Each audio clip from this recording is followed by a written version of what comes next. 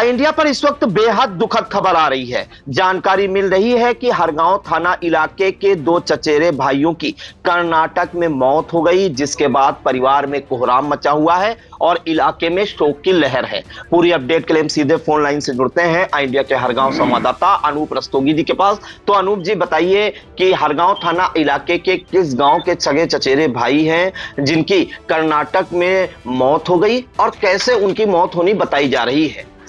जी प्रियांशु जी, आपको बता दें कि ये मामला सीतापुर जनपद के थाना हरगांव क्षेत्र का है। काफ़ी दुखद घटना है। आपको बताएं कि यहाँ पे एक विकासखंड हरगांव में एक गांव पड़ता है सुल्तानपुर। वहाँ के दो जो है लड़के जो है वो काम करने के लिए जो है कर्नाटक गए हुए थे।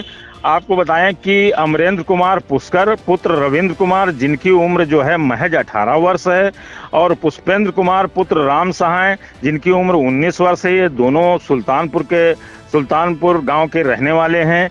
ये दोनों चचेरे आपस में चचेरे भाई हैं और ये काम करने के लिए लगभग आपको बताएं कि आज से 5 माह पूर्व जो है ये घर से गए थे काम करने के लिए कर्नाटक।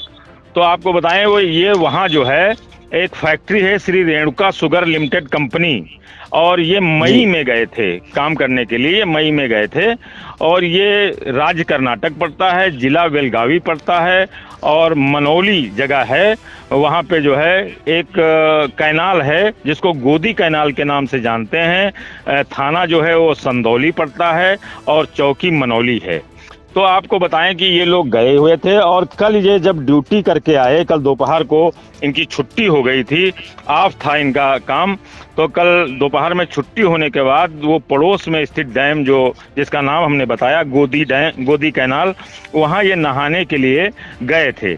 और जब ये लोग नहा रहे थे, पानी में उतरे थे कि डैम में अचानक जो है तेज पानी आ गया, क्योंकि हर जगह प्रियांशु जी बाढ़ के हालात हैं। ऐसे में जो है वहां पर ज्यादा पानी आ गया और एकदम से जब पानी आया तो इनका संतुलन बिगड़ गया और वो पानी में बह गए। आपको बताएं कि वहां और भी इनके साथी थे, उन्होंने बचाने की बहुत कोशिश की लेकिन बचा नहीं पाए। साथ ही परिजनों के मुताबिक दोनों चचेरे भाई तेज बहाव में जो है पानी उस बहाव के कारण डैम के पानी में बह गए। और जब बह गए तो थोड़ी दूर जाकर जो है बचाने के जो बहुत प्रयास कर रहे थे लोग साथ के, वो लोग जो है जब बचा नहीं पाए तो ये थोड़ी दूर जाकर डूबने लगे। आपको बताएं कि ये जो है मई 2025 में गए थे। ये 16 सितंबर 2025 को दोपहर की घटना है। और आपको बताएं कि जो पुष्कर है लड़का, उसका शव तो डैम में थोड़ी दूर पर तो मिल गया था, लेकिन पुष्पेंद्र का शव जो है काफ़ी वहाँ की पुलिस ने और एनडीआरएफ की टीम ने जब तलाश किया तो पुष्पेंद्र का शव कल 3:30 बजे करीब 1 किलोमीटर की दूरी पर पाया गया।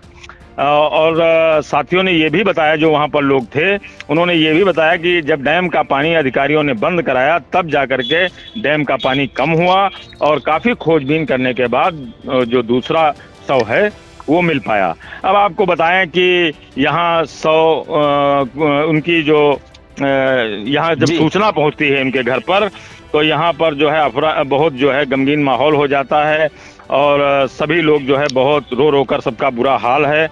आपको बताएं कि दोनों शवों को अधिकारी लोग हवाई जहाज से वहां से भिजवा रहे हैं और शव जो है 11 बजे तक जो है लगभग गांव पहुंचने की संभावना बताई जा रही है। अभी तक तो नहीं आ पाए हैं, जो कल जैसी जानकारी लगी थी कि 11 बजे तक शव आ जाएंगे, लेकिन अभी तक जो है 100 नहीं आ पाए हैं। अभी गांव पे उनके बाद जो है उनके पिता से भी हमारी हुई थी और आपको बता दें उनके नाना भी बगल में रहते हैं, उनका भी फोन आया था, जिनका नाम सीताराम है, वो निगोहा के रहने वाले हैं। तो उनका ये कहना है कि भैया बहुत गरीब हैं और आप समझ लीजिए इतनी कम उम्र में जब बाहर काम करने गए थे तो घर की हालत आप समझ सकते हैं। घर के जिम्मेदार लड़के थे। अब ऐसी स्थिति में घर वालों के सामने जीवन यापन की भी समस्या है। तो मैं शासन प्रशासन से अनुरोध करना चाहूँगा कि ज़्यादा से ज़्यादा जो आर्थिक मदद हो सके वो इस परिवार की जाए। ये उनके नाना सीताराम का कहना है। जी, एक जानकारी अनूप जी और चाहेंगे, इस मामले में क्या परिवारिक जनों की फैक्ट्री के अधिकारियों से बात हुई है? जो कर्नाटक में रेणुका शुगर फैक्ट्री है, क्या उन्होंने कुछ मुआवजे का ऐलान किया है या फिर पोस्टमार्टम करा के केवल शव ही हवाई जहाज से भेजे दे रहे हैं? अभी अधिकारी इनसे बात कर रहे हैं, लेकिन मुआवजे को लेकर अभी कोई बात नहीं हुई है। और ये बता रहे हैं कि वो लोग बराबर बात तो कर रहे हैं, लेकिन मुआवजे को लेकर कोई बात नहीं हुई है। और उन साथ में उनके जो पिता से तो बोलने की स्थिति में नहीं थे, तो पिता से तो इस तरीके की बात ज़्यादा नहीं हो पाई, लेकिन उनके नाना से बात जरूर हुई है। तो नाना का ये कहना है कि हमको उम्मीद अपने यहाँ से ज़्यादा है कि हमारे यहाँ जो सरकार है वो जरूर हमारे लोगों की स्थिति देखकर हमारी मदद करेगी।